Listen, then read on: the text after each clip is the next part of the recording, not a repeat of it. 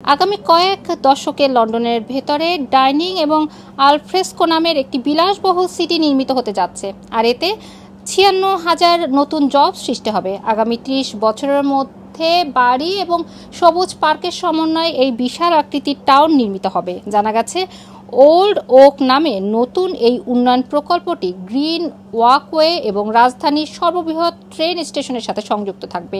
এই প্রকল্প ২০৫৫ সালের মধ্যে ব্রেন্ট, ইলিং, হ্যামারস্মিথ এবং ফুলহাম কাউন্সিলের গাড়ি পার্ক এবং ইন্ডাস্ট্রি ইউনিটগুলোর বিপ্লব ঘটাবে। ধারণা করা হচ্ছে ২০৩৫ সালের মধ্যে লন্ডনের জনসংখ্যা ১ কোটিতে পৌঁছাবে। প্ল্যানাররা ২৫,০০০ নতুন বাড়ি এবং ৫৬,০০০ নতুন কর্মসংস্থান তৈরির আশা করছে।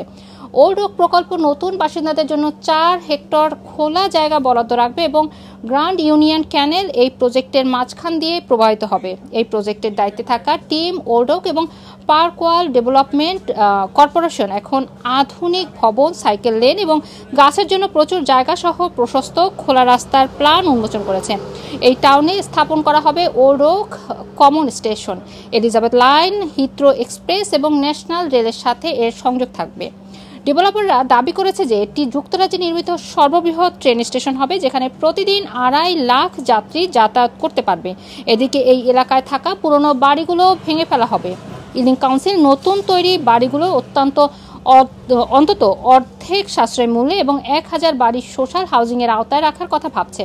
কাউন্সিল নেতা পিটার জানিয়েছেন, নতুন শহরটি ইলিং কাউন্সিলের জন্য অত্যন্ত প্রয়োজনীয় নতুন বাড়ি, পার্ক এবং বিপুল সংখ্যক মানুষের চাকরির সৃষ্টি করবে। এটি দীর্ঘমেয়াদে দেশের অর্থনীতির উপর পজিটিভ প্রভাব ফেলবে।